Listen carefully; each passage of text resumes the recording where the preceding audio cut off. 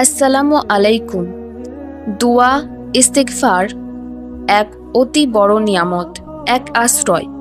বিশ্বাস রাখো, যখন সব দরজা বন্ধ হয়ে যায় এবং আমরা ব্যাকুল স্বরে দরুদ শরীফ পড়তে শুরু করি, আল্লাহ করিম এমন সাহায্য করেন যা কল্পনাতীত।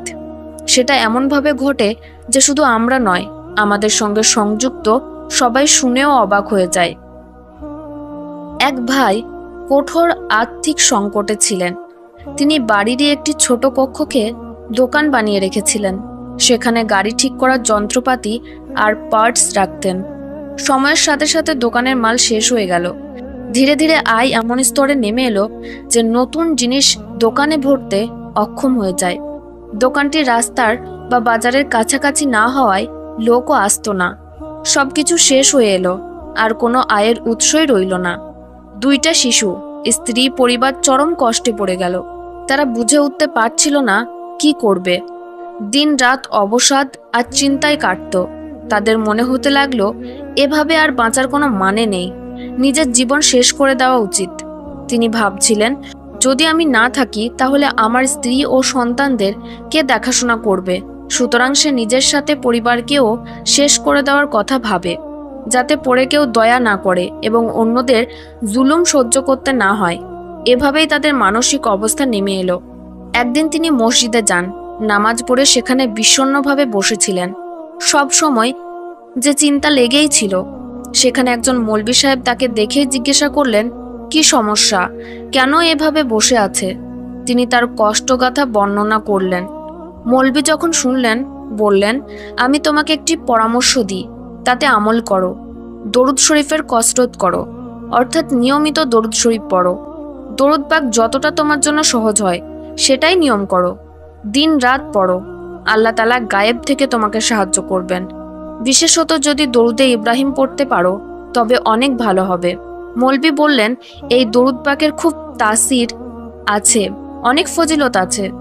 বড় হওয়ায় অনেকেই ঠিকভাবে পড়তে পারে না, কিন্তু আমি তোমাকে এগুলো পড়ার পরামর্শ দিচ্ছি, আল্লাহ তোমাকে দয়া করবেন।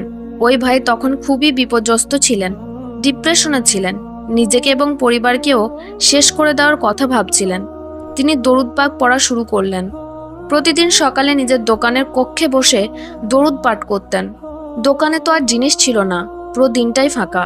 তাই তিনি দরুদে ইব্রাহিম পড়তেন এবং কাতরভাবে কেঁদে উঠতেন। দোয়া করতে সাহস পাচ্ছিলেন না, কিন্তু যখন দরুদে ইব্রাহিম পড়তে পড়তে কাঁদতেন, মন থেকেই তিনি সাল্লাল্লাহু আলাইহি ওয়াসাল্লাম থেকে নজরে করিমের আবেদন করতেন এবং আল্লাহ তাআলার থেকে রহমতের দরখাস্ত করতেন। কয়েকদিন এভাবেই কেটেছিল।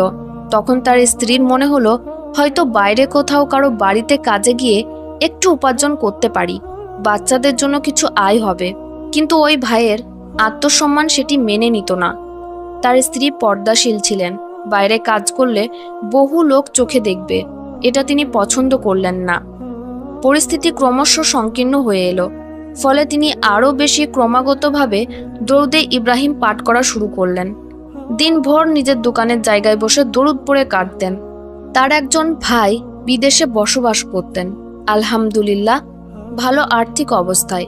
বহু বছর থেকেই তাদের যোগাযোগও ছিল না।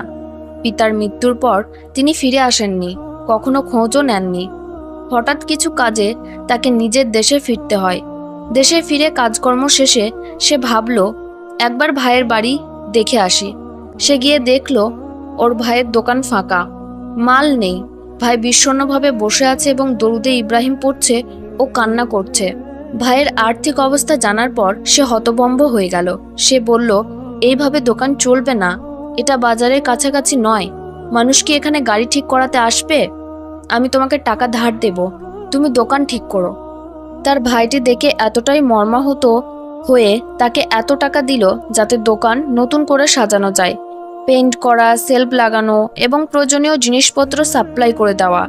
রমজান ইত্যাদিতে ব্যবহৃত নাস্তা, পণ্য, স্ন্যাক্স ইত্যাদি তিনি ধরে দিলেন। বললেন, তুমি আল্লাহর নাম নিয়ে শুরু করো, ধীরে ধীরে টাকা ফিরিয়ে দিও। ভাইটি সবকিছু ঠিক করে দিলেন, আল্লাহর কাছে শুকরিয়া জানালেন। ধীরে ধীরে ব্যবসা চলতে লাগলো। বাড়ির মধ্যে দোকান হওয়ায় প্রতিবেশীরা আসতে শুরু করলেন। প্রতিদিনের প্রয়োজনীয় জিনিস কেনা শুরু করলেন।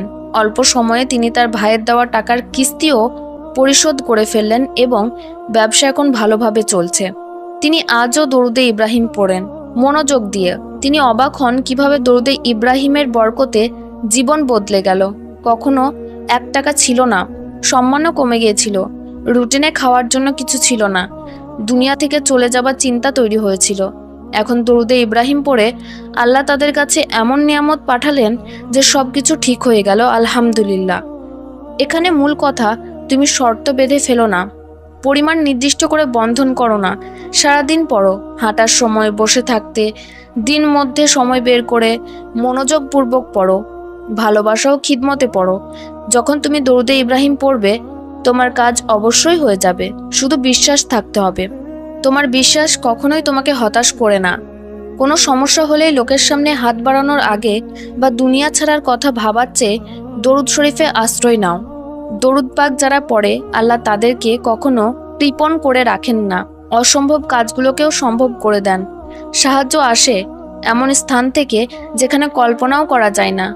সে রব সবকিছু করতে সক্ষম। কেবল ওই রবের প্রতি বিশ্বাস রাখো, দরুদ শরীফ পড়ো এবং দেখো কিভাবে তোমার পরিস্থিতি বদলে যায়।